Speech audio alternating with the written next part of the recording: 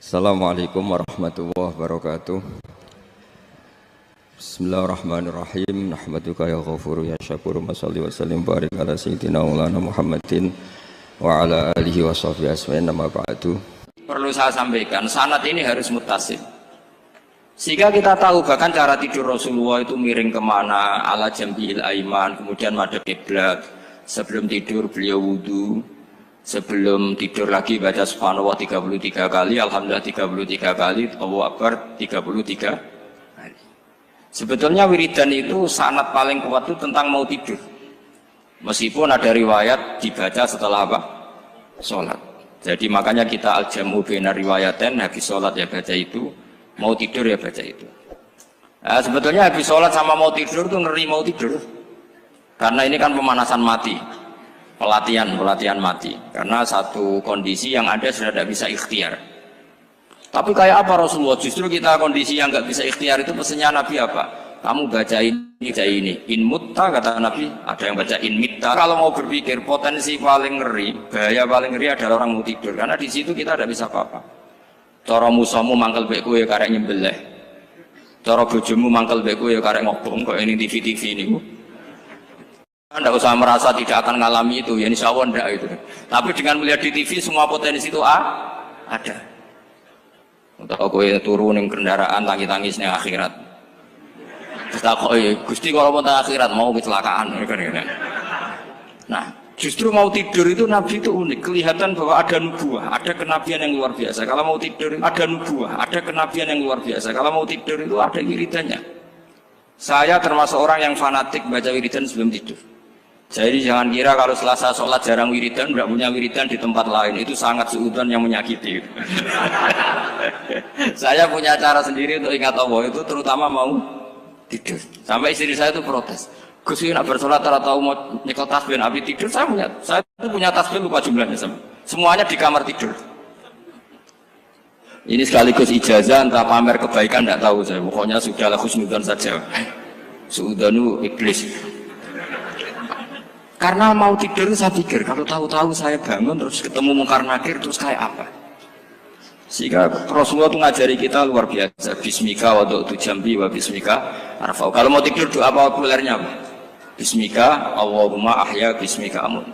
Hafalnya gitu tok. Saya hafal banyak. Allahumma rabbas samawati sab'i wa rabbal arsyil azim rabbuna wa rabbu kulli syai' falikal habbi wan nawa. Allahumma antal awalu falaysa qablaka syai' wa antal akhiru falaysa ba'daka syai' wa antal dhahiru falaysa fawqaka syai' wa antal batinu falaysa dunaka. Itu tak baca sampai tidur. Saking kadang takutnya sama Allah, akhirnya nggak bisa tidur. Kadang sampai setengah 4 apa terus tidur baru setengah jam terus subuh. Jadi kalau melihat tren itu kayaknya saya bakat wali itu kalau trennya seperti itu terus. Tapi sayangnya tren seperti itu jarang makanya terus tidak jadi wali-wali gitu. Tapi saya ingatkan ke jenengan, sanad-sanad seperti ini tuh yang mungkin Anda lupa. Anda hanya ingat sanad misalnya ya Mu'ad, inni uhibbuka faqul dubura kulli sholatin atau fala tad'anna dubura kulli sholatin Allahumma inni ala dzikrika wa syukrika. Kamu lupa bahwa saat paling krusial dalam hidup Anda itu tidur. Sehingga disebut wa min ayatihi manamukum billaili wan. Itu dari segi krusial gawat darurat, setiap saat Anda bisa mati. Belum urgensinya tidur untuk melawan maksiat. Itu kalau kamu hidup di kota Demak atau kota Semarang, bener kepikiran niklap atau wong ayu-ayu seneng terminal ning ngene dalan-dalan, itu satu-satunya cara itu hanya tidur. Kowe nak melek tetap jelalatan tak jamin. Masuk ning arep masjid Demak nggo tasbih gede-gede. Pangeran bedelok wong liwat tuh eling. Barokahnya usul fikih adalah kita belajar dulu. Saya pernah musyawarah sama Gus Yofur tentang usul fikih. Usul fikih itu ada makalah, mubah itu tidak ada. Sebagian ulama berpendapat mubah itu tidak ada. Karena setiap mubah saat itu Anda pasti meninggalkan keharaman. Itsma min mubahin illa wa yatahaqqaqu bihi tarku haramimma. Tidak ada kemubahan kecuali saat itu kamu meninggalkan keharaman. Anda tidur, berarti Anda taroktal maksiat. Anda tidur berarti Anda meninggalkan maksiat.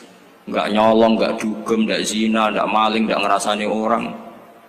Jadi tidur anggap saja ya Rob, ya Allah saya mau tidur. Tidur itu ibaratun antarkil ma'asi. Jadi malaikat roket pate kandhani iki ra sekedar turu, ya kowe kudu ngerti iki ape ninggal maksiat. Hitung mulai saiki. Bismika Allahumma ahya bismika. Namun ayo roke patit hitung. Anggap ini kiat meninggalkan maksiat. Terus turun 6 jam berarti tidak maksiat 6 jam. Meskipun akhirnya maksiat karena bangun jam 7. Artinya maksiat ra subuh gitu. Tapi betapa krusialnya ulama. Ulama lah yang mengajarkan kita tidur itu rohatan lil abdan, untuk istirahat. Kita pulih lagi, bisa kerja lagi.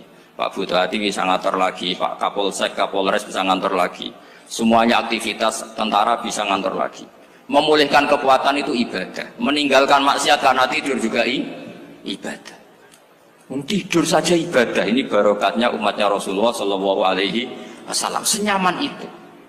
Coba kalau kamu jadi umatnya Nabi lain, wah itu beratnya bukan main. Dan itu sesuatu yang dimintakan Allah, dimintakan Rasulullah kepada Allah, yaitu Rabbana wa la tuhammilna ma la taqata lana bih.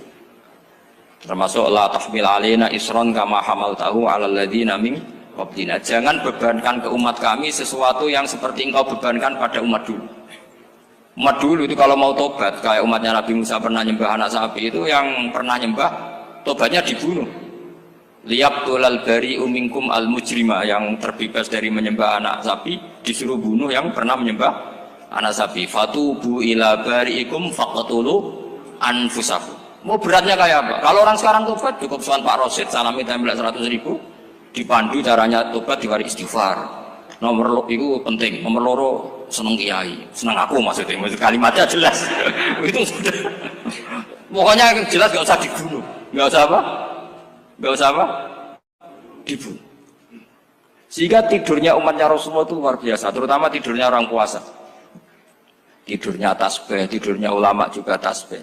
Karena dengan tidur itu kita tahu alamat kematian. Di mana kita masih di dunia saja punya kondisi di mana kita tidak bisa menentukan diri kita sendiri. Dan itu awal dari kita mengimani la haula wala quwata illa billah. Segagai koyok ngono ternyata ada kondisi di mana kita tidak bisa mengendalikan diri kita sendiri. Makanya disebut wa min ayatihi manamukum billaili wan nahar. Yang bisa menganalisis itu siapa? Ya ulama. Ulama kok tahu karena punya sanad musalsal ila Rasulillah sallallahu alaihi wasallam. Sehingga uniknya kenapa tidur itu sakral? Coba semua nabi di antara wahyunya itu lewat apa? Semua nabi di antara wahyunya lewat apa? Tidur, lewat mimpi. Inni ara fil manami anni atfahuka fanzur madza tar. Maka mimpi ini harus dikelola secara baik, yaitu kalau kamu mau tidur, wudu dulu, baca tasbih, terus tinggalkan semua dunia, anggap saja ini pemanasan kematian. Itu insya Allah mimpinya sip pokoknya. Paling dikejar-kejar dajjal, dajjalnya kecemplung kali, insya Allah. Tapi kalau kamu tidur gak wudu, raiso turu terus raiso turu mangan seku. Raiso turu terus raiso turu mangan sik ben warak ben iso turu. Insyaallah dikejar dajjal kecekel. Akhirnya ngelindur gak karu-karuan karena tadi. Nah, sanad seperti itu yang punya siapa? Hanya ulama. Ada lagi satu contoh, ini sudah hampir 20 menit maksud. Itu saya pernah ngaji Durarul Kalami Syafi'i, mutiara-mutiara ngendikan Imam Syafi'i. Itu ulama itu mesti ngendikan itu unik. Tadi saya sudah cocokkan sama Bupati, tak tanya, Pak Bupati saya ini punya ilmu dari Bapak, mungkin pas untuk jenengan pakai. Kata Bapak, urip iku padha wae, ngadepi kanca mek musuh iku padha wae, malah kadang ribet kanca. Dulu saya itu iskal itu janggal. Tapi setelah ngaji Durarul Kalami Syafi'i yang ada di Muqaddimah kitab Majmu', Muqaddimah Syarhul Muhadzab Imam Nawawi, Imam Syafi'i ngendikan gini, man ahsana ilaika faqad qayyadaka. Wong ngapiki kowe nyancang kowe. Kayak Pak Rosid itu apian mbak aku. Karena sekarang sowan mampir, gayanya apian, jebule nyancang. Awas nara teko ning Demak. Itu faqat qayyadaka, nyancang kowe. Tapi waman asaa ilaika faqat atlaqaka. Wong sing eleki kowe iku penak bebasno kowe. Kowe tau diutangi wong kancamu ta musuhmu. Sing biasa utang kowe lho. Kanca. Kowe numpak mobil ketemu musuh enak ra usah nawani, nek ketemu kanca monggo bareng. Sing ngel-ngelo kowe kanca atau musuh. Artinya gini, kanca ya barokah, nggo perjuangan, musuh ya barokah mergo ora tau utang. Jadi segampang itu ulama melihat kehidupan itu, man ahsana ilaika faqad qayyadaka wa man asaa ilaika faqad atlaqaka. Jadi akhirnya kita hidup itu berkah terus. Di konco ya enak kata Solo, di konco Gus Yofur, nak kalau buatan sakit fikih musyawarah, ora iso tasawuf musyawarah. Di konco Pak Rosid, konco rai sederhana. Pokoknya duit. Tadi kurang contoh. Kalau rai Arab kan nggak sederhana, Pak. Wajahnya mewah terus. Ekonominya juga sederhana. Saya sama Rosid sama-sama gak kaya. Jadi ada nyotokan kan Gus Yofur sama Gus Baknya ngebis. Memang saya sering sama Gus Yofur ngebis sampai sekarang masih sering.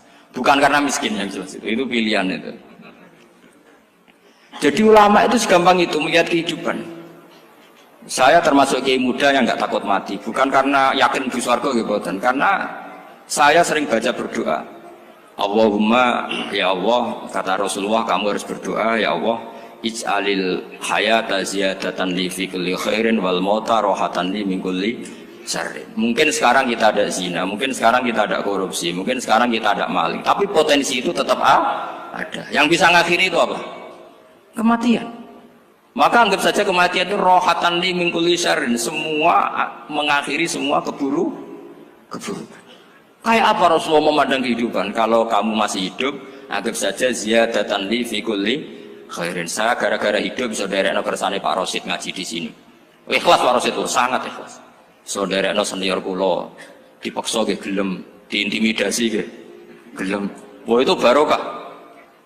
Nanti setelah saya mau mati, karena saya juga akan ridho-ridho saja. Ya Allah, ini akhir dari segala potensi keburukan saya.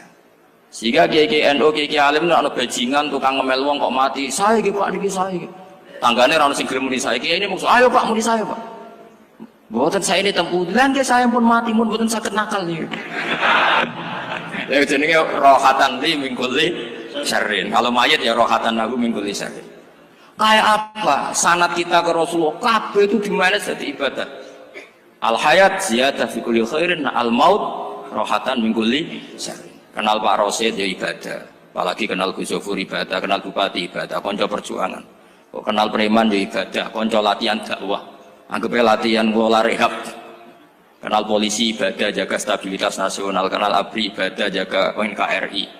Kenal orang nakal ibadah, dianggap pembinaan, semua itu ibadah. Kayak apa ajaran agama ini? Semuanya baik-baik saja, tergantung niat. Tapi sanad ini siapa yang punya? Hanya ulama. Nah ulama itu siapa? Ya orang yang kamu ketemu. Dalam konteks ini Mbah Mun ngajari kita macam-macam. Mbah Mun ketemu orang siapa saja hormat. Saya kemarin bikin makalah untuk beliau, termasuk saya cerita dari riwayat Rasul akli ba'dal iman billah at-tawaddud ilan nas wastina'ul ma'ruf ila kulli barrin wa fajirin. Inti iman setelah akal menentukan kita iman kepada Allah, akal setelah mengantarkan logika iman kepada Allah, akal itu kita gunakan at-tawaddud ilan nas supaya kita bersikap simpatik dan melakukan kebaikan kepada siapa saja. Karena barokahnya kita simpatik, nak ngandani wong nggih gampang. Misalnya kita di kiai alim sundul langit sampean mbek tangga muwedhit, ketemu wong perengut, sing ape ngandel iku sapa? Sementara sing preman, ayo ngopi nggonku sik tenang ae. Sing kiai ini orang begawean ngene kopi kowe. Akhirnya sing preman sakhok di pengaruh, sing kiai ini bakhil gak duwe pengaruh. Itu tidak boleh kejadian seperti itu. Makanya ada riwayat wastina'ul ma'ruf ila kulli barrin wa fajirin. Terus kula suwun sanad-sanad seperti itu tidak boleh hilang. Saya itu kitabnya Bangun Al-Ulama Al-Mujaddid itu setengah hafal, sampai sekarang masih tak baca. Kalau mau tidur tak baca, bahkan di tas saya itu ada terus. Ya karena kalau saya di Jogja kangen Bangun baca itu, ketika beliau masih sugeng, apalagi sekarang. Karena jangan sampai saya ini punya fatwa yang mukhalif terhadap fatwanya Mbah Mun. Ini terutama warning sama santri sarang, nggak boleh. Terakhir itu Mbah Mun punya kecenderungan, punya pikiran kayak Yusuf Qaradawi. Ya potensi wajibnya zakat khodrowat fawakih. Menghentikan gini sama sih ingat ketika ngaji sama Gus Yofur Pak Rosid kalau bangun guyon wong desa iku wis melarat gegere nganti koyo akeh wae bangun hanya untuk nung gegere macul nganti koyo akeh gara-gara sing ditandur pari wajib zakat. Wong Sulawesi nandure kakao cengkeh, zaman iku cengkeh joyo berhubung ora akut gak wajib zakat padahal kaya raya. Jadi fenomena itu sering diutarakan beliau. Lama-lama beliau ngarang di Al-Ulama Al-Mujaddidun, beliau mengutip pendapat Ibnu Katsir, tentu di era modern kayak Yusuf Qaradawi. Sebenarnya Yusuf Qaradawi sendiri bukan mujtahid, dia yang muqallid juga. Kata Ibnu Katsir, Wa mimma akhrajna lakum minal ard. Yang harus dizakati adalah ma itu umum, apa saja yang keluar dari bumi. Maka kecenderungan Mbah Mun akhir-akhir itu mbok ya fawaqih khudrawat itu dizakati. Tapi beliau tentu tidak ilzam ya, karena beliau sangat syafi'i. Tapi ini kan saran yang baik lah menurut saya. Apa susah sih jadi wong lomo gitu. Wong dadi wong medhit kok mbok bilo-bilo. Lah nek kowe takok takbire ndi Gus? Nek khudrawat fawaqih, melon, kakao, tebu wajib zakat. Takbire iku lomo iku apik, medhit iku elek. Ngoten mawon.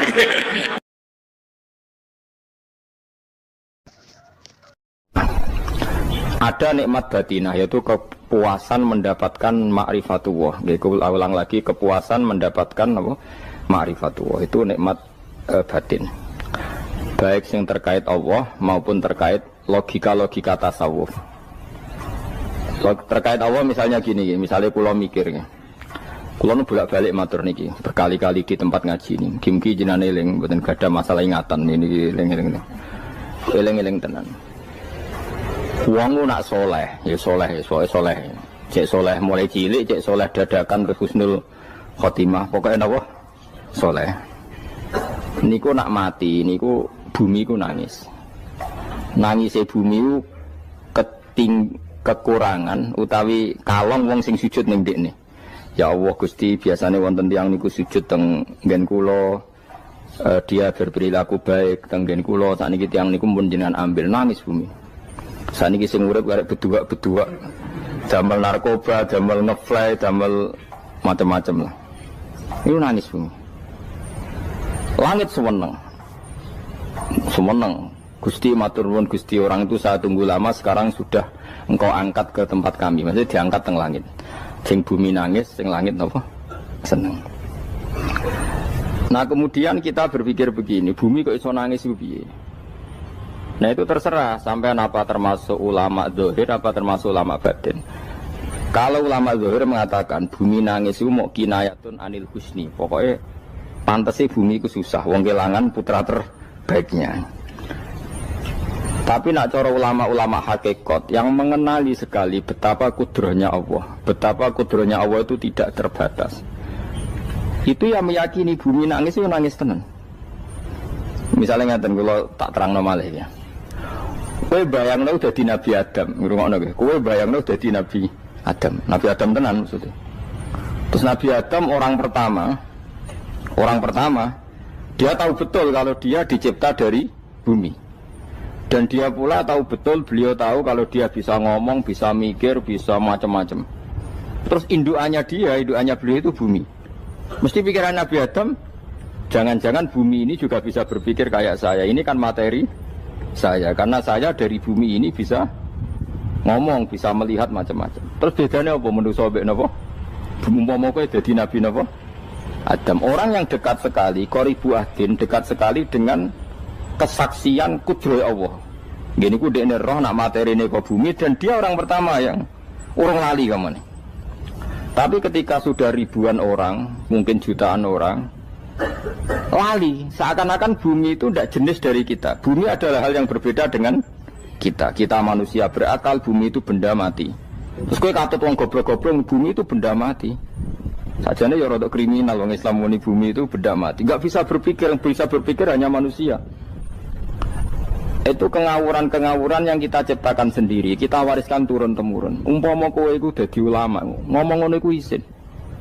Bumi kok nyekseni kue sujud, banyu nyekseni mbok pangan, mbok ombe kanggo sujud. Semua itu bersaksi tentang kita. Ya, karena sama tangklet kulo, cara melogika gimana? Begini, tak wari cara gampang-gampangan ya. Tak warai tauhid sing kasyaf. Tauhid ini yang dawe Sayyidina Ali lau kusifal khoto umastatu yakinan. Umpama somben tutup-tutup iku dibuka, akulah imanku ora tambah mbek pangeran. Karena tren dunia dan akhirat sama. Zaman yang dunia ya Allah ala kulli saing godin, kok zaman yang akhirat ya Allah ala kulli saing. Cara Sayyidina Ali, sampeyan aku matilah imanku ora tambah meskipun aku swarga neraka. Lah kena napa? Darah padha wae, ning dunia ya pertunjukan kudratullah, ning akhirat ya pertunjukan kudratullah. Jadi pikirannya Sayyidina Ali seperti itu. Saya kan lahir misalnya tahun 1970. Berarti mulai Nabi Adam itu saya kan enggak ada. Ngerti-ngerti ada. Saya mengira waktu zaman tidak ada itu panjang apa cepat? Cepat, karena kita tidak melalui itu. Ujuk-ujuk wujud. Kadang kalau mati ya wedi kan. Mau mati jebule kiamat 1 juta tahun kasih wopo nang kuburan. Maksud Khalillah itu. Makanya aku ya ora roh, tak tinggal turu sakmono kan yo nglilir. Nglilir terus nanti. Apa mlaku-mlaku nang donya, apa piye kok. Nak turu ya kok ngani ngoyo turu kok. Ribuan tahun lintas. Terus ya apa jajal? Sampeyan tak takoki, misale sampeyan ning kuburan iku apa? Apa ngadepi muka nakil tukaran terus itu keselen tukaran kok nopo ratusan ribu mungkin. Nah terus kita dilatih. Kata Sayyidina Ali gampang latihan seperti kata Sayyidina Ali apa gampang ya udah menjadi wong alim. Pada akhirnya kita ini aku zaman urip yo ora roh karepe, ngerti-ngerti urip, mati yo ora roh karepe. Pas mati sampean petanginna yo ora roh karepe, pokoke wa mata sauna illa ya Allah. Makanya masyhur itu dia ketemu orang ateis. Dia orang ateis itu anti Tuhan, anti Tuhan maunya. Dia ditanya, lalu kamu hidup itu karena siapa? Ya gak tahu hidup. Lalu kamu mati yang menentukan siapa? Ya gak tahu, kalau tahu mati. Ya berarti Anda gak bisa menentukan diri kamu sendiri. Akhirnya dia taslim. Ya ada yang menentukan lah. Ya ada yang menentukan itu dalam Islam disebut apa? Allah. Disebut kalimatu haqqin alaiha nahya wa alaiha namut. Jadi kalau maknani itu kalimat yang benar-benar nyata, yang karena kalimat itu pula kita mendapat kehidupan, yang karena kalimat itu pula kita mati, yang karena kalimat itu pula kita akan bangkit lagi. Itu yang makna hakikat. Tapi kalau makna syariat nggak begitu. Kalau makna syariat begini, dan ini benar juga. Mengenai kena ada di ulama, ciri utama ulama itu jami'ul bayan. Dia kalau menjelaskan itu indah sekali dan orang pasti taslim. Sama saya tak warai tenan.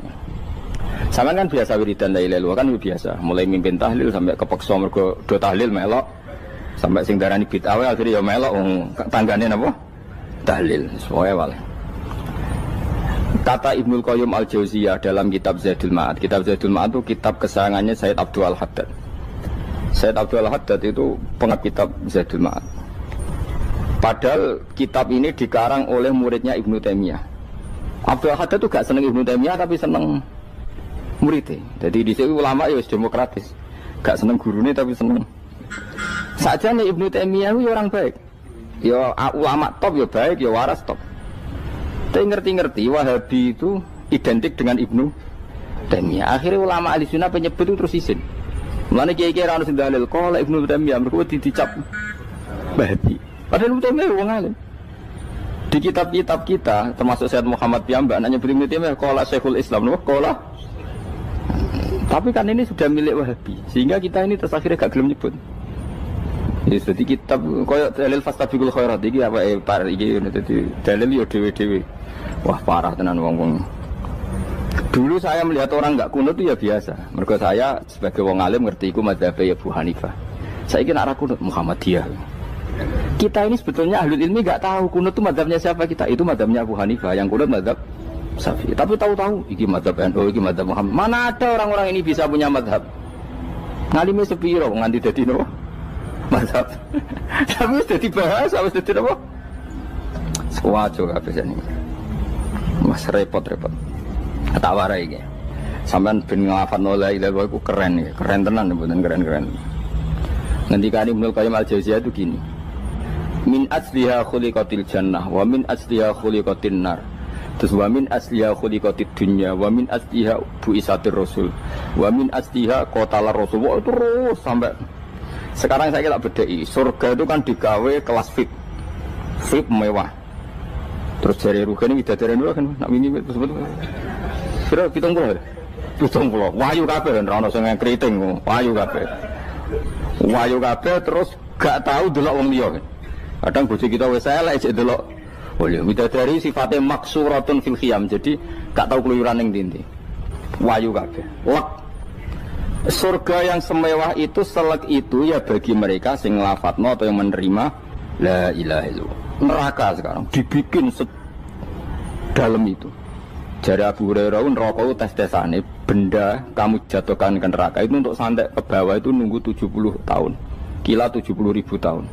Jadi nak HP mu buat ceblok nang neraka itu ceblok itu ngenteni 70 tahun. Betapa dalamnya, ngentekno bego piro ya bayang misalnya.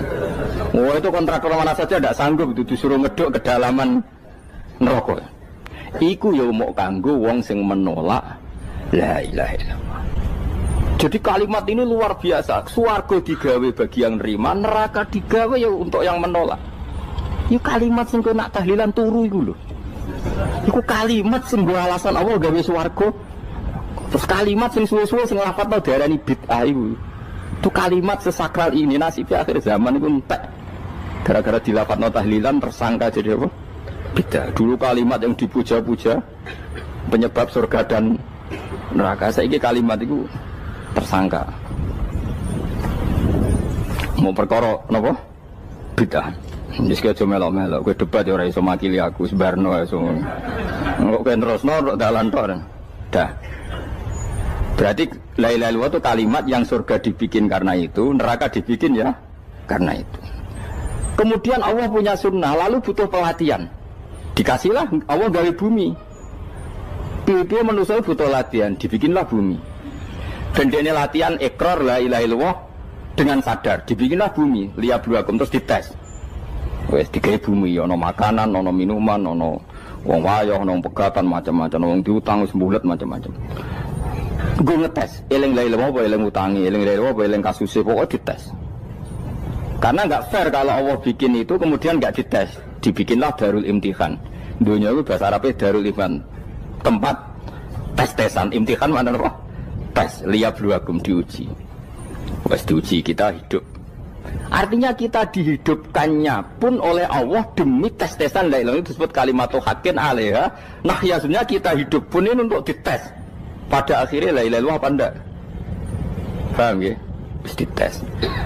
Allah itu juga secara hukum itu kan nggak fair, dites kok nggak punya pemandu, dibikinlah Rasul, diutuslah para Rasul untuk pemandu.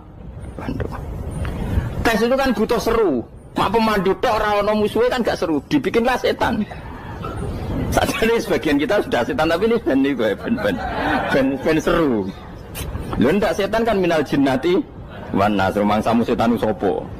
Baik setan minal jinnati wan nas. Jadi kena muni auzubillahi minasyaitonir rajim terjemahane berlindung Allah dari saya sendiri ya Allah itu. Lalu itu kalau lama dulu biasa naudzubillah min syururi anfusina wa min sayyiati a'malina. Sebenarnya kita berlindung hanya dari setan yang jauh, iblis itu enggak. Ya setan diri kamu sendiri, min syururi anfusina, dari kejelekan diri kita. Ngomongnya do wujud, soalnya setan tuh makhluk gaib sing piye. Lah kowe iku sapa? Nganti kowe maksiat terus mergo akrab klop, roh mbek setan klop. Mulane terus maksiat. Dah Allah ngutus pemandu yang ngecul setan ben fair. Napa? Fair. Jadi semua darul ibtila ini juga demi kalimat. Nah, makanya disebut kalimatu haqqin sing alaiha nahya. Kita hidup ya demi mendapatkan kalimat itu. Kita mati nanti ya demi kalimat itu, artinya mati ke neraka ya karena kalimat itu kita menolak atau mengabaikan. Masuk surga ya karena kalimat itu kita hormat, kita benar dalam memperlakukan kalimat itu. Berarti alaiha nahya wa alaiha nam. Terus wa alaiha nub'as karuan, kalau kamu termasuk minal aminin ya nub'as minas solihin, kalau minal kafirin ya nub'as minal zolimin. Tapi semua desain dunia ini hanya demi kalimat la ilaha illallah Muhammadur Rasulullah. Nah ini kan penting. Bagaimana mungkin kemudian kalimat sesakral ini, sehebat ini, kemudian ada orang tahlil kamu tidur. Kok iso, kalau ijak enggak kok iso wong turu. Misalnya kayak mangkel, kalau mangkel sing mimpin Gus, wira barbar. Bagaimana mungkin kalimat yang menyelamatkan Anda kemudian Anda anggap problem? Elek gak? Apalagi kamu anggap ini bid'ah. Nak cara kula oke lah, ndongakno mayit itu gak ono tuntunan Nabi. Tahlilan gak ono tuntunan. Tapi wis muni tok kono tok. Artinya menduk kono tok ora usah nyerang kalimah, enak kalimah tetap kalimah thayyibah. Soal kowe ora seneng sing tahlil, mergo tiga profesi lah iku wonge wae gedhinge aja geman. Ya saya misalnya, saya kadang enggak cocok sama mubalek karena kadang profesi. Tapi saya tidak pernah anti pengajian, bagaimana pun membawa syiar Islam. Tapi kalau mubalek kadang ora seneng, kadang takok entuk piro. Bareng sangone sithik, kok sumput transportasi ini. Lah ngono kok mbok senengi iku piye? Tapi kita terus gedeng keliru iku sing gawa siar Islam. Mana ada pengajian didengar orang banyak tanpa mubalek? Gak iso. Ini iso melepukno barang-barang ra penting jadi penting iso. Lah cara guruku teng sareng ning ape mlepuk kanggo panggung barang perkara. Tapi kadang ya benar. Yang namanya mudin mubalek ya itu bisa benar bisa salah, tapi kamu nggak boleh gedeng kalimatnya. Piye kalimat itu kalimat hak. Nah, ini penting kula utarakan sehingga zaman Nabi Sugeng ini rungokno tenan ngaji kula.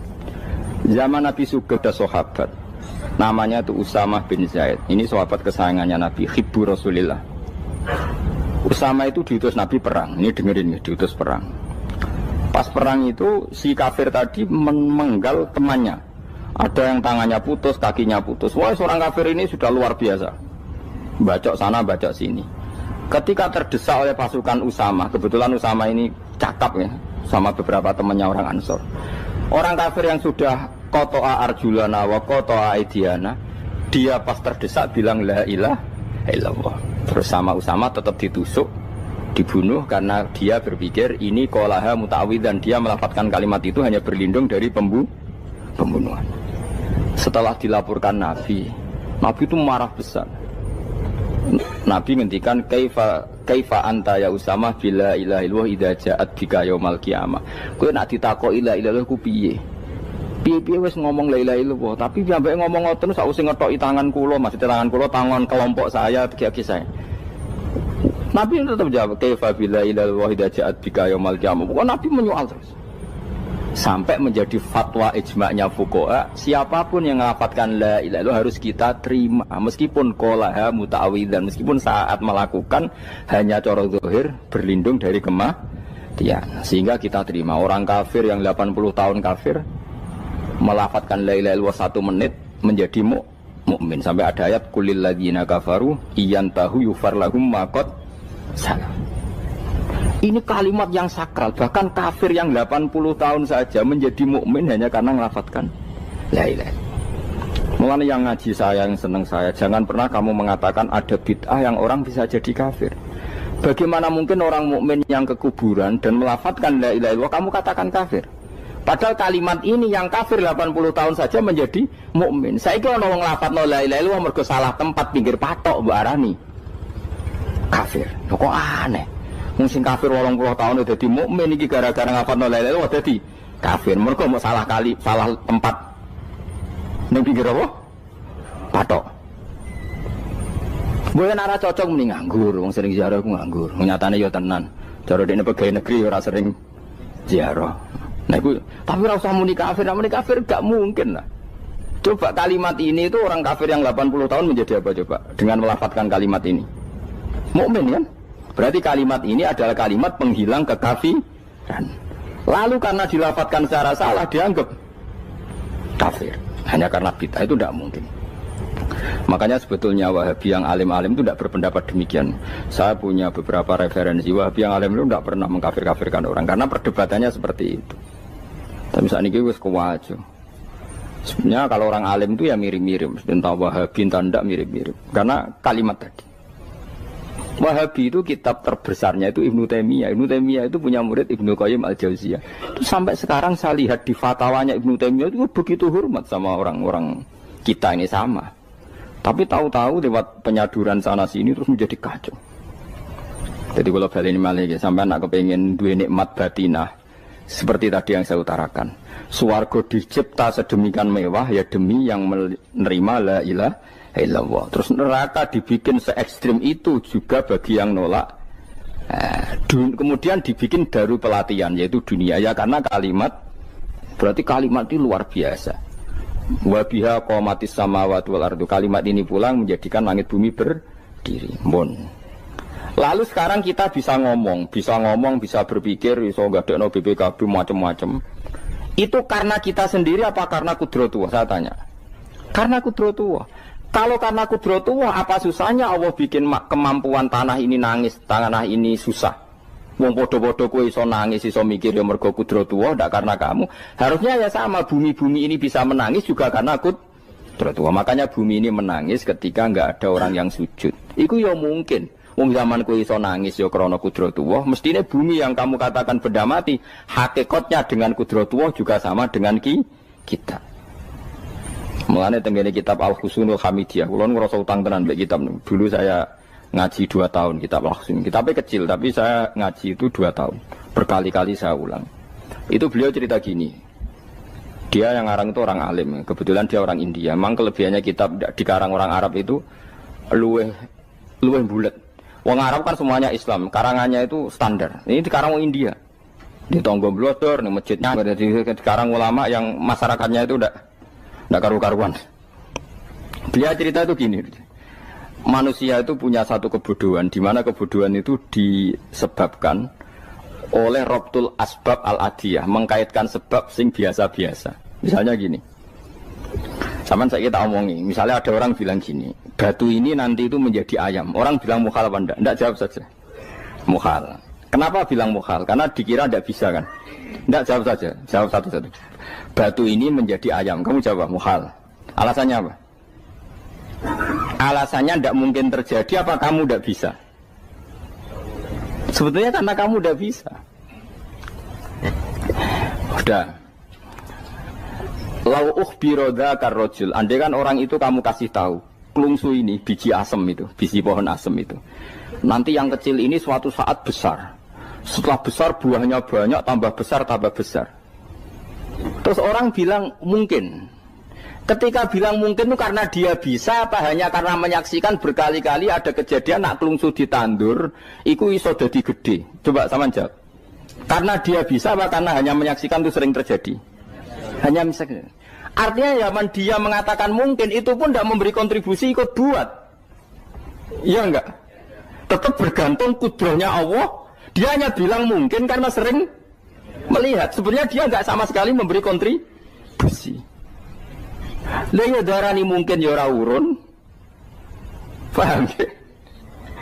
Lalu kenapa dia kecangkeman terus muni wong wis mati dadi lemah gak mungkin dadi manusa meneh. Lho zaman dadi manusa sing wis ngene iki kok mani dene lara melok gawe. Terus muni mungkin mergo sering terjadi, sering roh, sering bersaksi. Berarti sebetulnya manusia itu pakai ukuran dia mampu tidak mampu apa pakai ukuran bersaksi melihat. Bersaksi. Nah, ini kan problem kita sebagai manusia itu problem. Makanya disebut wa kanal insanu zaluman jauh wis goblok aja. Mereka manusia itu nak wis goblok aja. Makanya saya kemarin diminta ngisi di pondok kajen. Kalau sampeyan berdebat sama orang ateis atau orang komunis itu gampang saja. Dilatih begini seperti teorinya Quran. Ya nanti saya teruskan ini tak ulang lagi ya. Saya ulang lagi ya. Andai kan nggak pernah terjadi telur itu jadi ayam, nggak pernah terjadi sama sekali.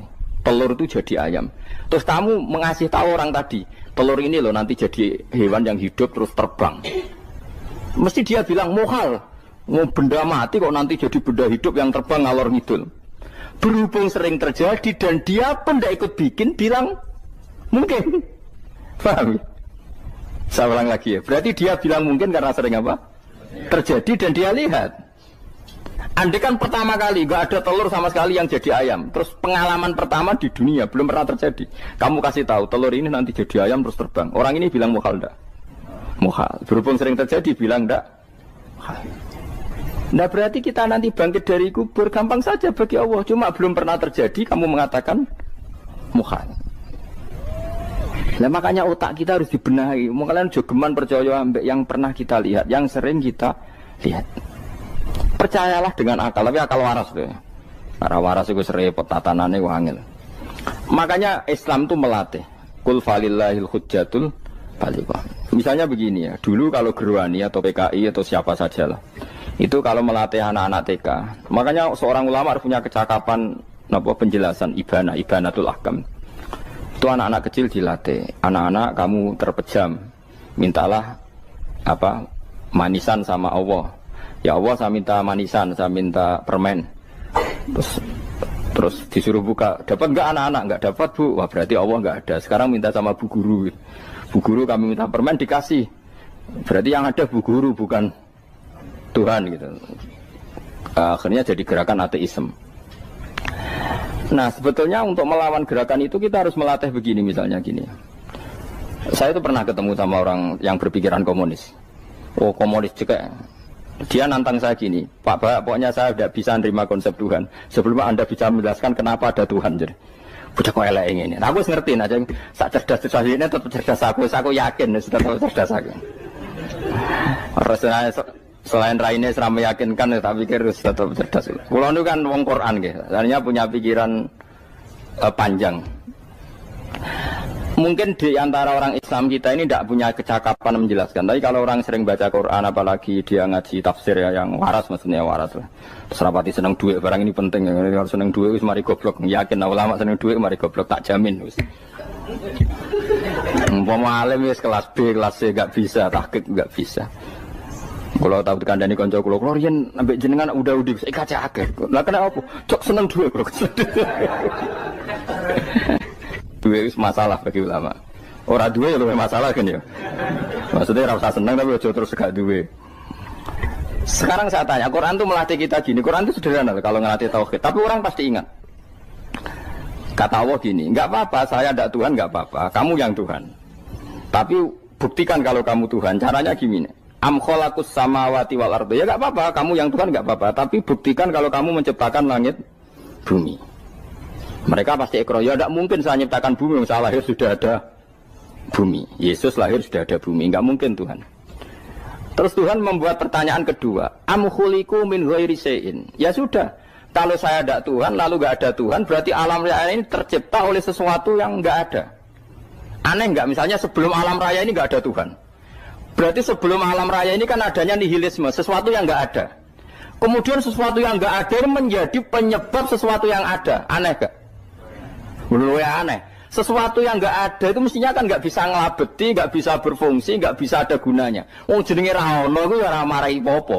Mau ra ono kok dadi sebab. Sesuatu yang menjadi sebab itu yang wujud apa yang nggak ada? Yang wujud. Sak takoi. Lah kalau nggak ada Tuhan berarti alam raya ini lalu sebabnya apa? Ya dari ketiadaan, lalu tiada itu menjadi sebab. Yang tiada kok jadi sebab itu tekem gitu. Mikir. Di mana-mana yang sebab itu harus barang yang wujud. Gak boleh tiada kok jadi sebab. Ini kan jadi aneh. Sesuatu yang tiada menyebabkan sesuatu yang ada. Terus ya pokoknya ronde ini kalah. Tahu kapan tak pikir ya. Pikir nganti mati temenang aku ini. Makanya sebetulnya dalam ilmu mantek, pertama itu kita tidak harus iman Tuhan itu namanya Allah, tidak harus. Makanya pertama dikenalkan, sementing kenal Tuhan itu ada dulu. Disebut zat sing wajibil wujud, belum disebut namanya Allah. Allah itu disebut nama Islam, itu paham ya? Saya ulang lagi, Allah disebut itu nama Islam. Tapi kalau penemuan akal hanya sampai kita ini butuh zat sing wajibil wujud, sing menjadi penyebab semua alam raya ini. Di bahasa Arab disebut musabbibul asbab. Belum menyebut Allah musabbibul asbab. Islam pun pertama Iqra turun ya gak nyebut Allah. Iqra bismi rabbikal ladzi khalaq, khalaqal insana min 'alaq. Iqra wa rabbuka. Tuhan itu siapa? Yang mencipta. Nah, yang mencipta ini oleh syariat Islam disebut apa? Tapi dalam logika yang penting gue kenal si ono musabbibil asbab. Pastikan bahwa alam raya ini yang wujud pasti disebabkan sesuatu yang ada. Nggak boleh barang wujud kok diciptakan oleh sesuatu yang tidak ada. Yang gendeng ora barbar barang ra ono mbok sifati al-khaliq. Sing gawe langit bumi apa? Pencipta. Penciptane apa? Sesuatu yang tidak ada. Kowe ikhlas dutek ngono kowe ikhlas ta ora? Gak kowe ikhlas ta ora dutek ngono kowe ikhlas ta. Kowe gelem dadi bodho niku. Gelem kowe. Mboten. Nah, nikmat ngono jenenge nikmat batin. Mulane sing suwenang mbek kalimat la ilaha illallah. Wis ana sing bid'ahnallah iku wong nganggur wis beno sak uni-unine. Tapi kadang memang kita berlebihan. Tahlilan ra barbar 40 dinane ra barbar. Muga alasane wis disangoni akeh tahlil sedih lho sakake penggemar sing keselen sing rantuk sangu ya butuh cepet. Lane cara kula niki penting kula utara nggih. Kowe nek ora cocok tahlilan 40 dina wis ngomong ae kira cocok model harinya.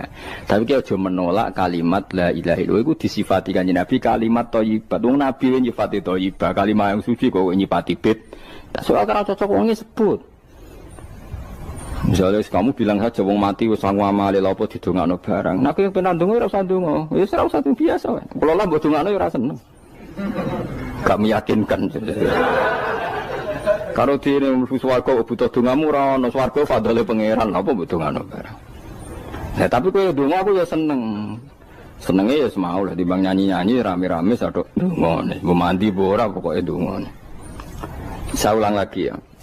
Makanya Quran itu melatih logika sampai seperti itu. Am khalaqus samawati wal ard bal la yuqinun. Sampai terus diulang-ulang. Am khuliqu min ghairi syai'in. Kalau mereka merasa Tuhan enggak apa-apa, tapi buktikan mereka ini wujud sendiri tanpa sebab. Atau begini, kalau mereka tidak tahu sebab pencipta langit bumi, mereka sendiri suruh yakin kalau mereka adalah penciptanya. Am humul khaliqun, enggak apa-apa. Ya tapi masih Abu Jahal gendeng lah, masih Abu Lahab ngawur lah, nak takoki, ya wes pangeran kowe wae sing gawe langit bumi. Penggemarnya saja pasti tertawa. Mosok Abu Lahab darani pencipta langit bumi, wong lahir ning bumi. Tapi Quran oleh nggo jawab, am khalaqus samawati wal ardo. Apakah mereka menciptakan langit bumi? Bala yuqinun, mereka pun tidak pernah yakin. Jadi itu pangeran. Makanya di mana-mana orang alim itu suka debat. Karena pangeran sendiri kalau menjelaskan kebenaran seringnya juga nantang debat. Kata Allah, Qul ara'aytum ma tad'una min dunillah aruni madza khalaqu minal ardi am lahum syirkun fis samawat. Enggak apa-apa mereka Tuhan kata Allah, tapi buktikan zaman langit diciptakan mereka memberi kontribusi apa? Apa urun bego, apa urun cagak, apa piye lah pas aku gawe langit iku dekne urun apa jare am lahum syirkun fis samawat. Misale urun apa lah? Urun tol ta urun apa lah. Itu pangeran. Mereka kan pasti menjawab enggak. Terus itu nih di kitab biming qobliyada. Kalau kamu nggak percaya Quran sebagai kitab, nggak apa-apa. Tapi buktikan kamu punya kitab tandingan. Nggak, mereka nggak punya juga. Atau gini, nggak usah Quran, nggak sakralan. Au atharotim min ilmin, atau kajian ilmiah yang membuktikan bahwa Yesus itu Tuhan, atau yang membuktikan bahwa berhala itu Tuhan. In kuntum shodiqin, nggak apa-apa. Kalau kamu benar buktikan. Nah itu makanya semua nabi itu punya kecerdasan. Karena tadi nabi kadung nantang itu nih di kitab biming qobliyada. Au atharotim min ilmin in kuntum shodiqin. Tapi sekarang orang alim soleh itu jarang. Yang ngono ngerung soleh rapati ngalim, nggere sing alim biasanya rapati soleh. Lah kula termasuk rontok-rontok ya rontok soleh ya rontok, tapi lumayan masih menjaga hujjatullah tadi. Sebab itu ulama dulu mengajarkan Allah itu siapa? Disifati zat sing wajibil wujud. Karena alam ini kadung ada. Kalau alam ini kadung ada, pasti penyebabnya sesuatu yang wujud. Tapi kalau wujudnya mungkin, bahaya. Wong sing gawe wae wujude terima mungkin bisa wujud bisa tidak. Makanya dipermanenkan yang gawe alam ini zat sing wajibil wujud. Sing wujudnya wajib. Wajib itu enggak bisa enggak pasti wujud. Nah, terus kita kenal itu namanya khaliq, itu musabbibil asbab, itu khaliqul asya. Lalu oleh Islam zat yang demikian itu disebut Allah. Terus jadi la ilaha illallah. Nah, orang yang bertauhid gini tentu punya kenikmatan batin yang luar biasa. Sehingga saya bayangkan nanti mati yang ngono biasa wae kan. Gusti zaman kula teng donya ora melok ngatur oksigen, ngatur nyawa, apa mati ndak ra ngoten. Mulai dari Sidin Ali, jenengan jenengan nak mati tambah pinter apa biasa? Ya biasa wae. Ning bumi yo ndelok kudrohe Allah, kok ning akhirat ndak ra padha wae ndelok kudrohe Allah. Mulane beliau masyhur guyonan beliau lauku sifal ghata mastatu yakinan. Soben aku nek mukasafah ning akhirat imanku yo ora tambah ya biasa wae, standar-standar wae. Maksudnya kue ning dunya ujung-ujungnya paling pokok ya menyaksikan kudratullah. Soben ning akhirat ujung-ujungnya paling pokok ya delok kudratullah. Ning dunya saiki Allah ya matlubi sing kita cari, soben ning akhirat ya Allah matlubi. Paham ya? Artinya hukum dunia dan akhirat itu sama. Kita di dunia golek ridhanya Allah, ning akhirat ya golek napa? Ridhanya Allah. Lah nek soal kecil tapi ning akhirat kan masalah pun rokok masalah, diutang ditagih yo masalah, kere suwi ku yo masalah. Ya biasa jenenge makhluk anane masalah. Sing ora oleh di masalah pangeran. Pangeran duwe masalah. Biasa wae. Terus niki kula mulai saking penjelasan nggih kias ali. Kias ali itu analogi kias nggih, analog dados tengene ilmu-ilmu usul fikih itu ada kias itu kan kias aulawi dari bawah dikiaskan ke yang lebih apa? Atas. Ada kias setara, namanya kias musawah, setara. Ada kias fahwal khitab, maknanya ya orang pasti sadar kalau maknanya seperti itu. Sampai saya kira beda, jawab mau biasa mau. Kudu ya pantas, pinter ya pantas jawab. Kalau bolak-balik ngaji menerangkan. Kita ini hidup itu menjadi tahu apa malah menjadi tidak tahu gara-gara hidup. Nah, aku mari ke goblok sih, ora oleh. Gara-gara hidup menjadi tahu. Yo, ora sing bener gara-gara hidup menjadi tidak tahu. Kowe goblok itu sebab apa? Sebab tahu apa sebab tidak tahu? Wes gak polling gak apa-apa. Ayo 02 sik pira? Sebab tahu. Ini yang syukuran. Tahu. Hidup itu menjadi tahu menjadi tidak tahu. Menjadi tidak tahu. Oke, Mas. 01 ya. Oh. Menjadi tahu. Nah, hen tengah-tengah. Wong loro padha ora jelas ya, cara kowe. Ndak tahu. Berarti menang 0 piro. Biasa. Tawari ilmu hakikat ya. Jadi awal syaratnya dadi wali. Meskipun dadi wali ku yo angel tapi tak warai mukadimah napa. Jadi nak bar iki ya urung wali cek apa? Mukadimah. Ndak sekarang misalnya gini, saya mau minum teh. Berarti saya melihat teh. Terus saya minum teh. Karena saya fokus minum teh terus anak saya main di sekeliling saya, anak saya kecil misalnya. Terus jatuh. Saya ini dianggap bodoh kan? Bodoh kan? Gara-gara mau minum teh fokus saja membiarkan anak jatuh. Yang andai kan saya tidak fokus minum teh, mungkin anak saya terkontrol. Terus ngerti ada cilik kan potensi apa? Begitu juga dunia. Gara-gara kita delok babunan ayu-ayu, delok gemerlapi dunia politik, delok hal-hal yang enggak penting, akhirnya melupakan hal yang penting. Sekarang misalnya Allah itu Ar-Razzaq, pemberi rizki, Allah itu Al-Mudabbir sing ngatur dunia. Gara-gara Fauzi terus meyakini satu makhluk apa yang nyelametno Indonesia. Ini kan dari iman kepada Allah menjadi iman kepada itu tidak boleh sih. Iman ya be pangeran. Jadi dunia itu biasa wae. Oh, nomor itu kok iso nentokno. Cuma ya tetap berorganisasi secara duniawi, tapi tetap sih menentukan. Iki rungokno tenan awas. Nah karena kita hidup maka menjadi tidak tahu. Kita tahu itu menjadi tidak tahu.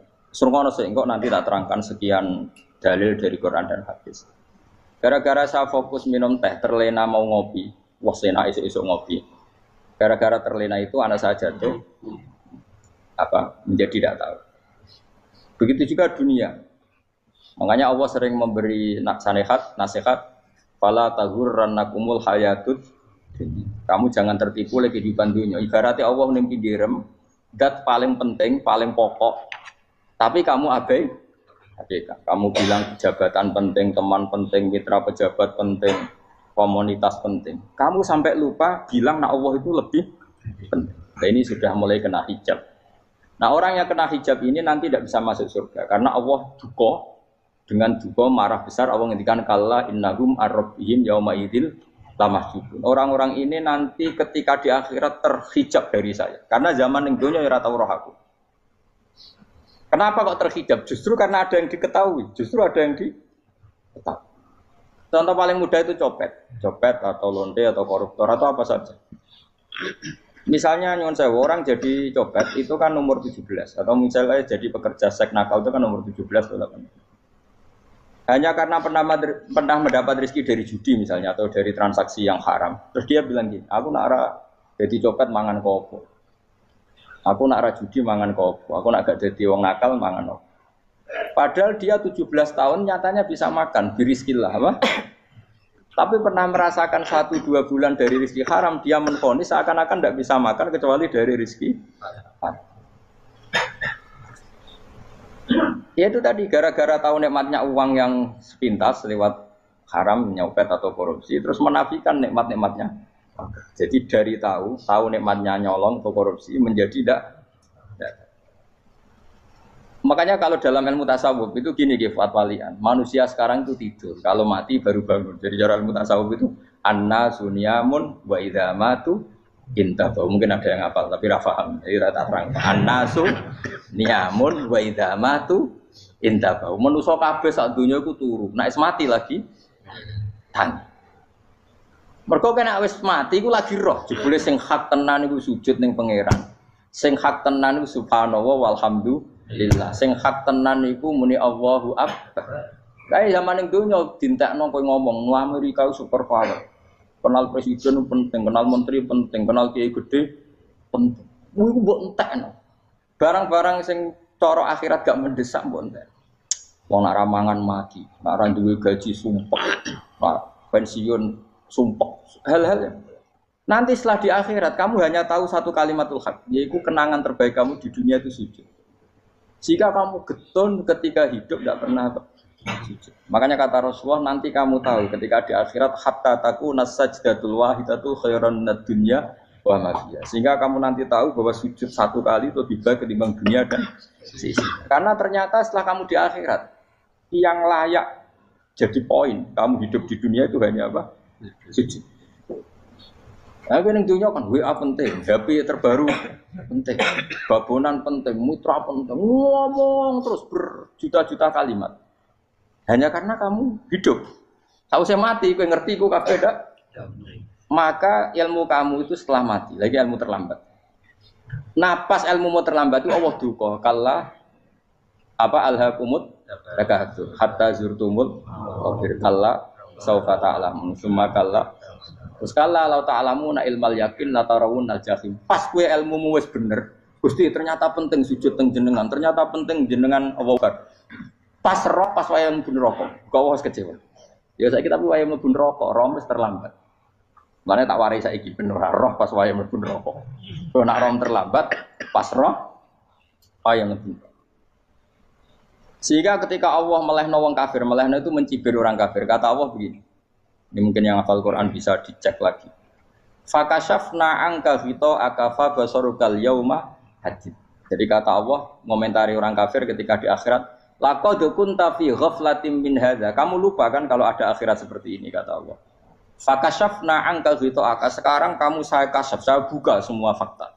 Fa basarukal yauma hadid. Sekarang pandangan kamu tajam. Dulu di dunia bilang misalnya seks penting, dugem penting, narkoba penting, maksiat penting. Kalau enggak gitu saya pusing. Nanti di akhirat semua ini jadi problem. Artinya apa? Gara-gara di dunia melihat gemerlapnya dunia, dia menjadi tidak tahu pentingnya Allah, tidak tahu pentingnya akhirat. Maka dengan hidup malah menjadi tidak tahu. Maka untuk menjadi tidak tahu itu sebabnya dua. Makanya polling 01 dan 02 sama benarnya tadi. Gara-gara tahu yang menjadi tidak tahu, gara-gara tidak tahu yang menjadi tidak tahu. Tadi misalnya kamu fokus ya, misalnya Rukin jelalatan untuk cawe doa, fokus untuk cawe doa, gak Allah waktu ngarepe kejengkang, kesandung. Berarti gara-gara melihat menjadi tidak tahu. Ya kira-kira seperti itu. Gara-gara fokus delok dunya nganti ra roh hae Allah Subhanahu wa taala. Di sini Allah sering pesan fala taghurrannakumul hayatud dunya wala yaghurrannakum billahil ghurur. Kamu jangan tertipu dengan kehidupan dunia. Makanya saya itu orang yang paling fanatik sujud. Soalnya kalau suwun jenengan sing sujud. Mau sujud salat 5 waktu lah nikmati. Karena sekali kamu terbiasa mensifati dunia ini penting, nanti kamu akan lupa mensifati akhirat itu penting. Dan itu awal kamu tergelincir dari ansawa isabil, dari jalan yang benar. Makanya tadi pepatahnya orang sufi apa? An-nasunyamun wa idza matu indah. Manusia itu tidur, kalau mati baru. Terus contoh kedua begini. Kenapa Allah begitu murka ketika orang tidak mengerti hak-haknya Allah? Bukan karena Allah anarkis atau keras, tidak. Memang secara akal pasti begitu. Saya sama tak beda ini. Ya contoh gampang-gampang saja, tak wari logika. Kalau ada orang buta lewat kemudian nabrak tembok, karena apa? Karena buta kan? Buta itu maknanya apa? Tidak tahu. Akibat tidak tahu, nabrak tembok. Ya kan? Karena tidak tahu. Karena tidak tahu, nabrak tembok. Karena tidak tahu, terjatuh di sungai. Karena tidak tahu, terjatuh di jurang. Sekarang juga sama. Orang karena tidak tahu pentingnya agama, tidak tahu pentingnya Allah, kemudian dia fokus ke duniawi. Akhirnya ya nabrak tembok. Natijanya sama enggak? Saya ulang lagi ya, orang buta karena tidak tahu nabrak tembok. Orang fokus untuk perempuan cantik atau melihat apa, kemudian dia tidak tahu depannya juga nabrak. Untuk menjadi nabrak itu syaratnya tidak tahu apa tahu? Bisa dua-duanya. Tidak tahu ya sebabnya nabrak, fokus ke yang lain ya bisa. Nah, maka tidak tahu ya sebab nabrak, fokus ke yang lain juga sebab. Nah, mata kita, hati kita ini sudah dipenuhi hal-hal yang tidak penting, sehingga kita lupa dari hal yang penting. Kayak tadi kita mau minum kopi saja, fokus sampai meninggalkan anak main sampai jatuh.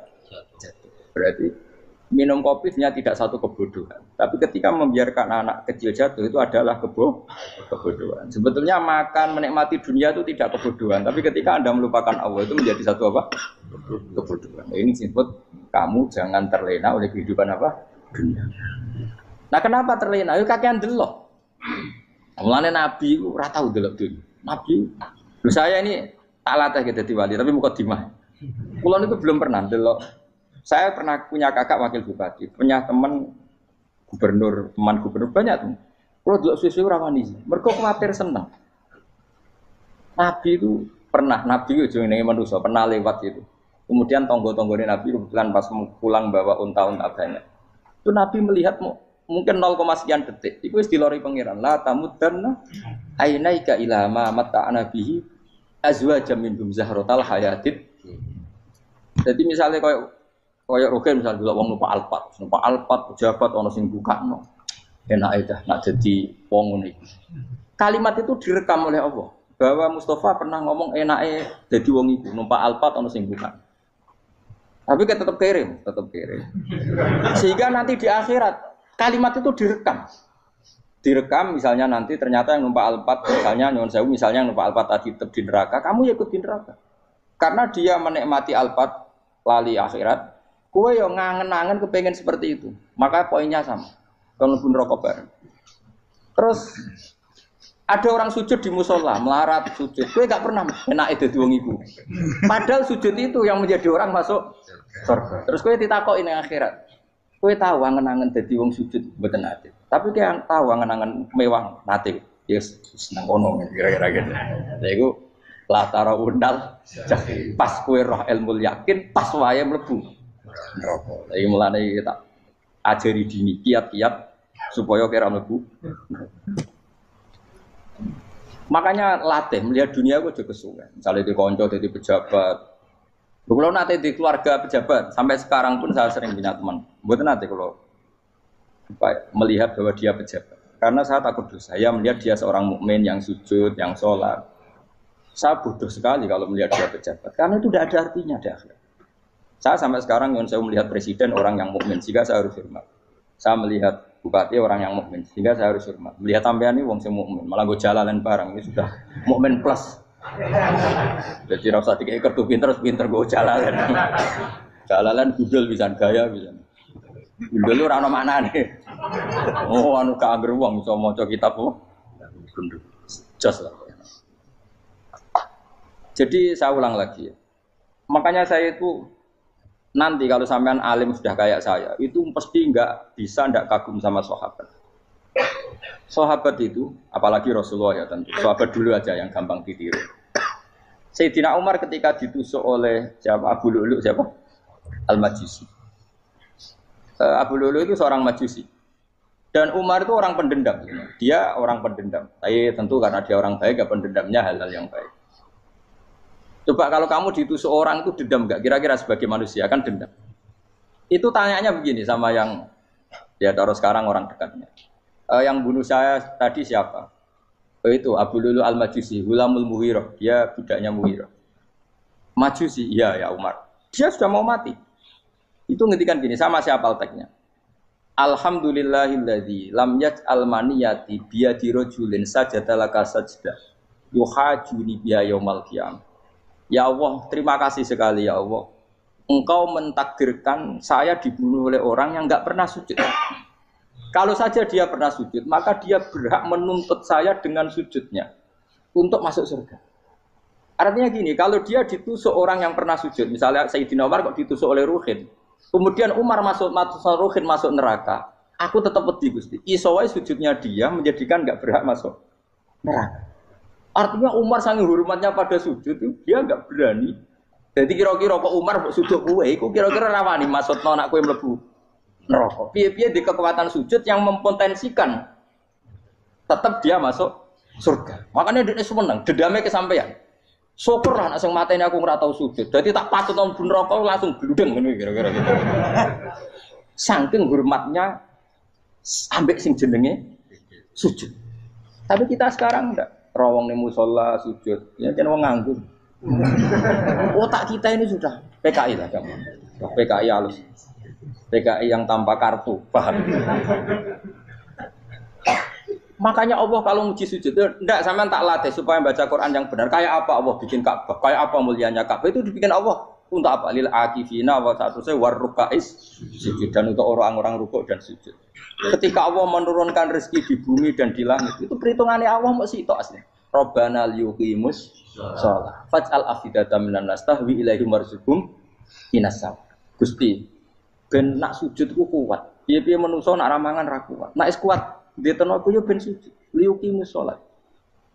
Ketika Allah muji orang baik atau ibunal abidunal hamidunas saihuna satruse arraqiunas sajid. Yang rukuk yang sujud. Karena tadi ketika nanti Anda di akhirat, kenangan terbaik Anda di dunia itu hanya sujud. Liyane iku coba misalnya kene akhirat terus video disetel iki. Pas kongkoi-kongkoi ning perapatan. Bariku nglamunem disetel. Beda di pegawai negeri. Ngayal gajine sakmene, engko sakmene nggo wayo. Wan direkam kabeh. Ora sini-sini wong.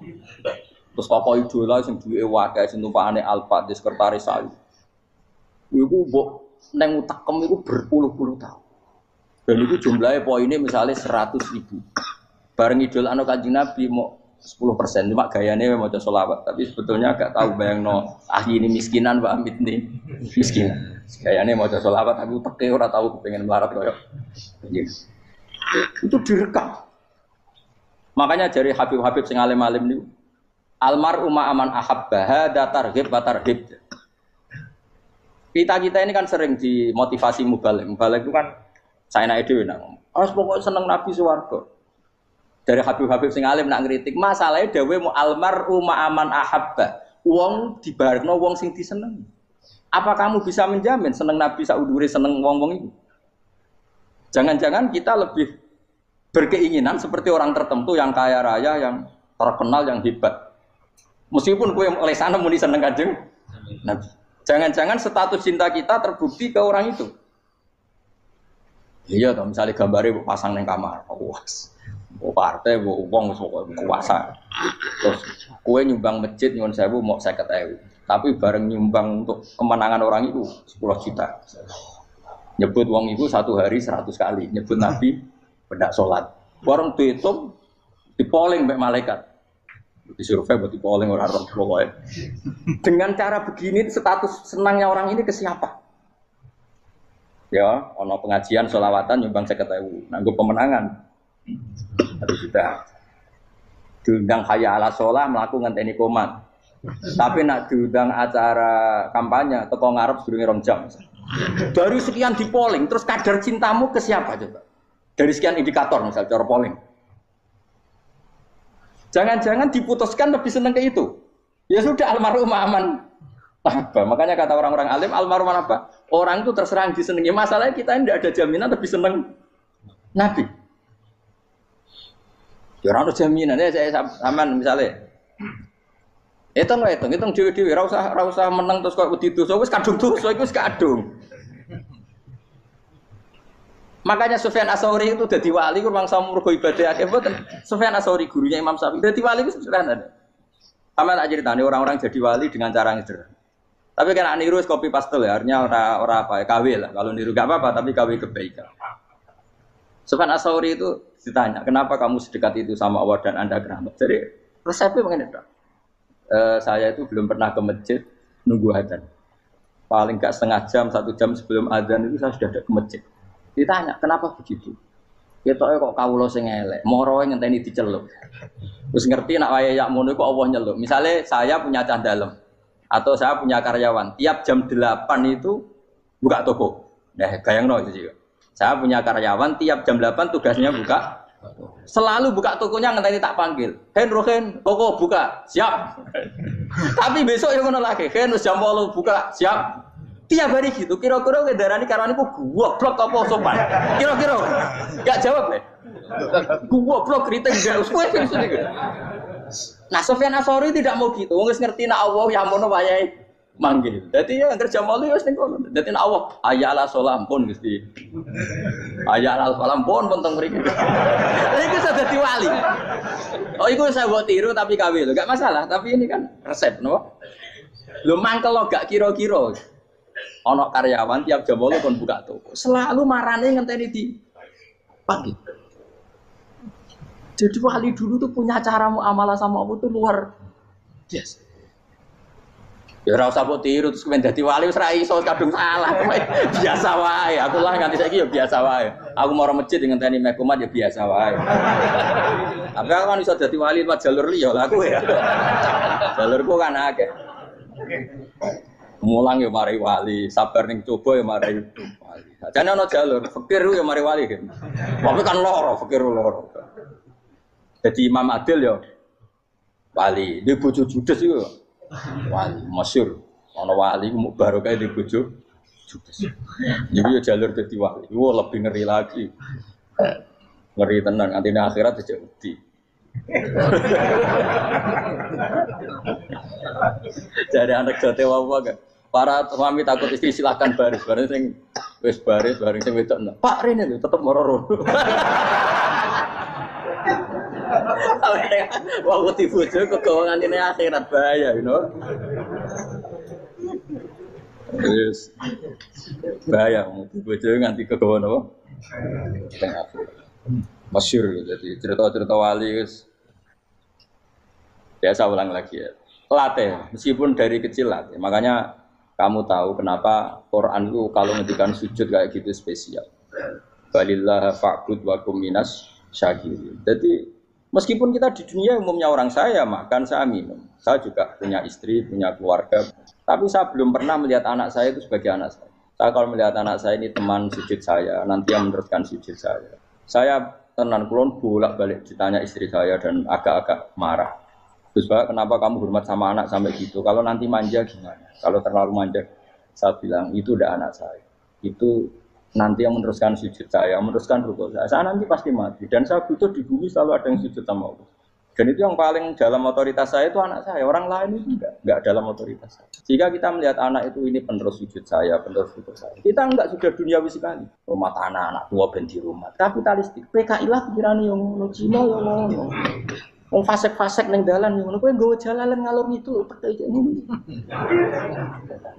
Jadi dulu itu kalau para nabi donga fahab li milladunka waliya yarithuni wa yarithu min ahli Yakub, seorang turunan yang meneruskan tradisi sujud, tradisi.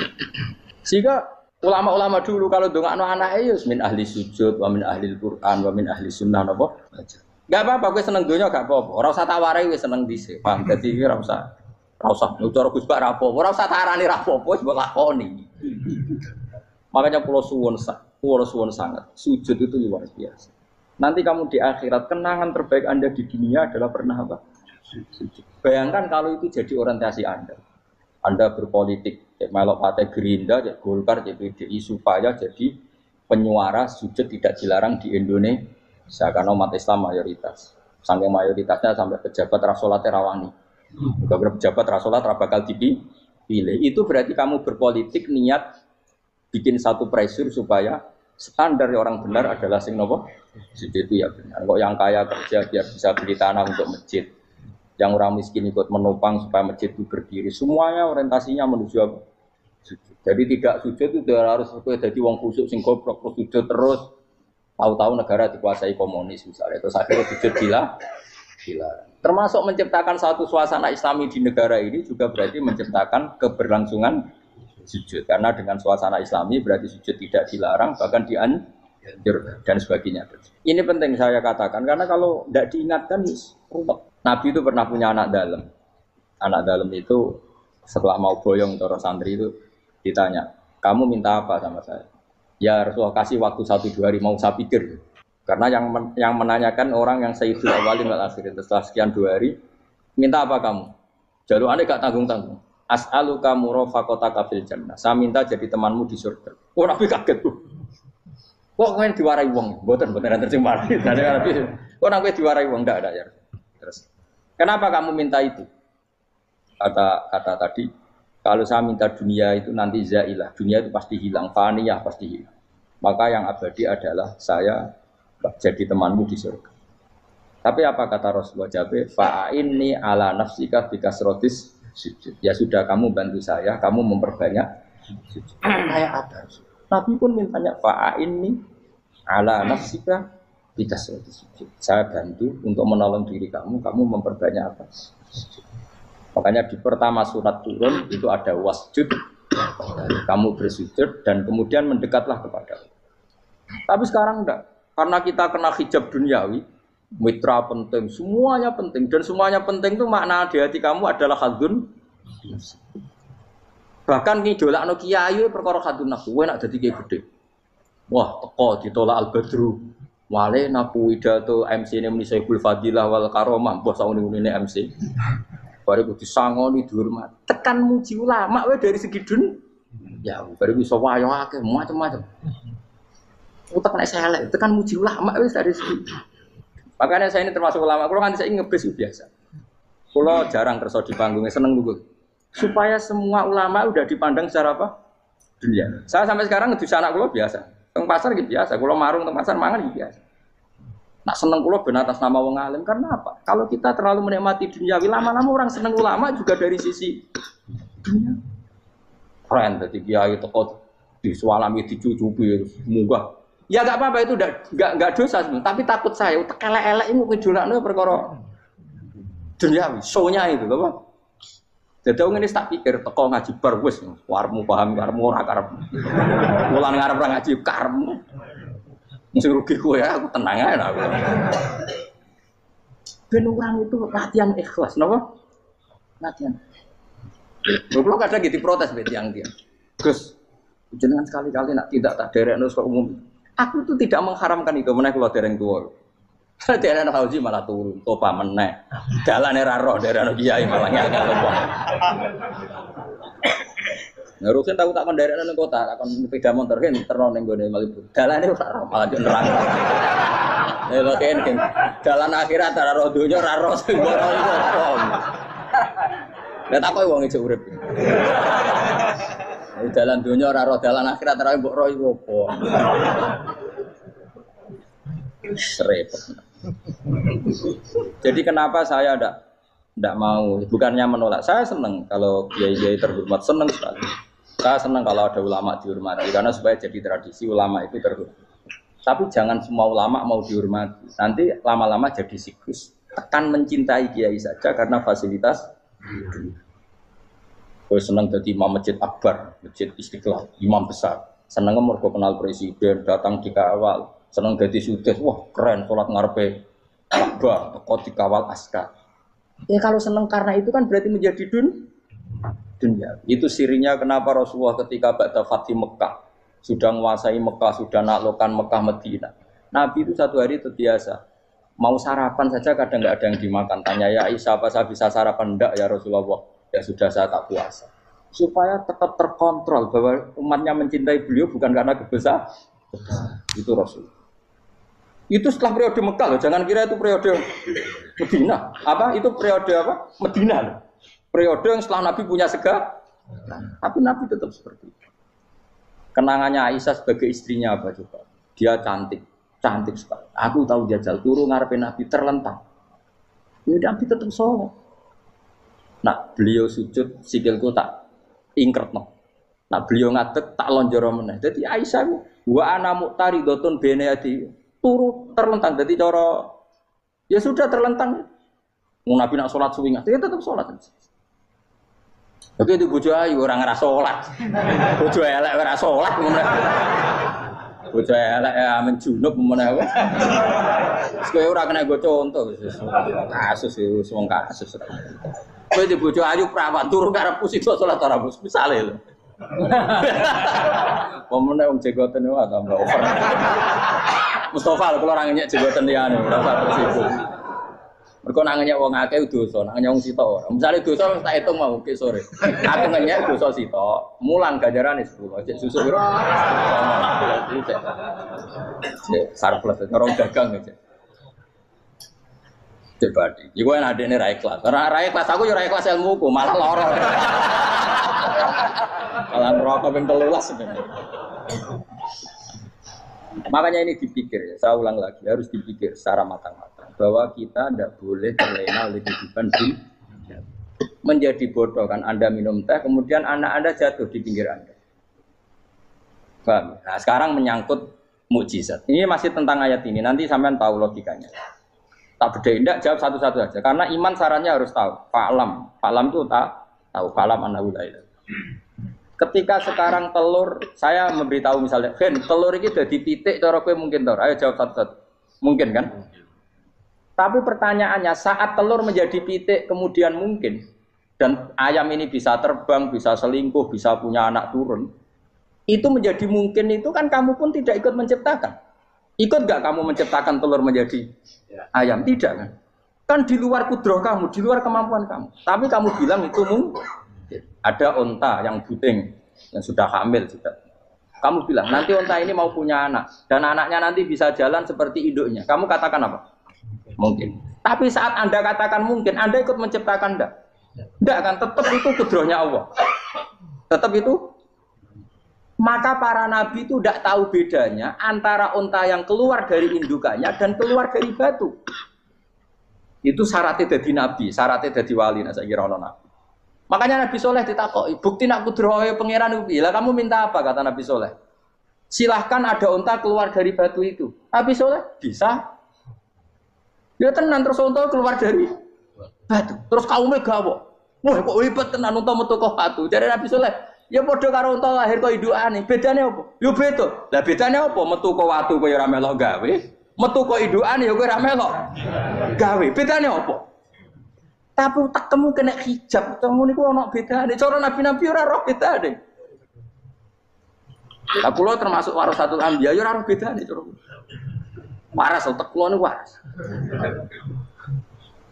Lha yo misale kowe cara iman seperti itu yakin dadi wali. Wes sama amatir-amatir lah, wali swasta lah. Pokoknya sudah siap. Jadi manusia itu lucu, sesuatu yang dia pun tidak bisa. Iku sok bedakno. Kalau telur menjadi ayam mungkin. Sapi keluar dari indukan mungkin. Biji padi menjadi padi besar mungkin.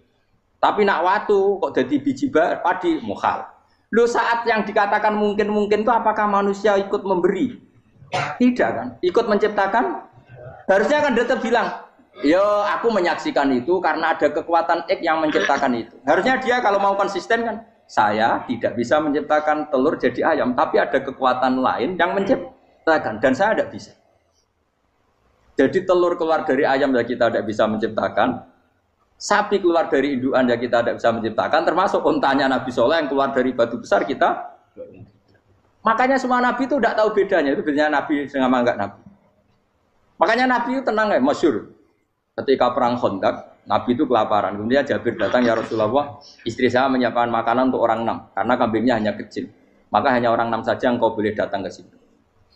Tapi Rasulullah dengan santainya, ya ahlal Khandaq. Padahal yang ngeduk Khandaq itu sekitar 3.000, ya ahlal Khandaq. Halumu ilayya yuk ke Jabir. Karena Jabir sona atau aman, bikin makanan untuk kalian. Itu 3.000 orang. Wah Jabir dimaki-maki sama, sudah bilang untuk orang 6 Nabi, ya apa-apaan orang banyak. Itu mesti tidak cukup, kita mana. Nabi santai. Bilang ke istri kamu, Jabir jangan buka makanan itu kecuali ya, pakai Nabi matur untuk mengira. Gusti ini cukupkan untuk orang banyak. Sama Allah di ACC ya terus cukup. Karena bagi Nabi, Nabi tahu betul. Sekarang ketika beras menjadi beras, apa dalam kudroh kamu? Dalam kemampuan kamu? Enggak kan? Ketika sistem tubuh kita makan kemudian jadi kenyang, apa dalam kemampuan kamu? Kue muni mangan maknane sego bolebokno mulut, terus kue darani punya kemampuan makan. Apa setelah itu kamu mengendalikan sistem saraf kita, sistem urat kita? Enggak kan? Jadi Nabi itu ora bedane, justru itu jadi Nabi. Karena dia enggak pernah terjebak, Nabi enggak pernah terjebak oleh yang pilih.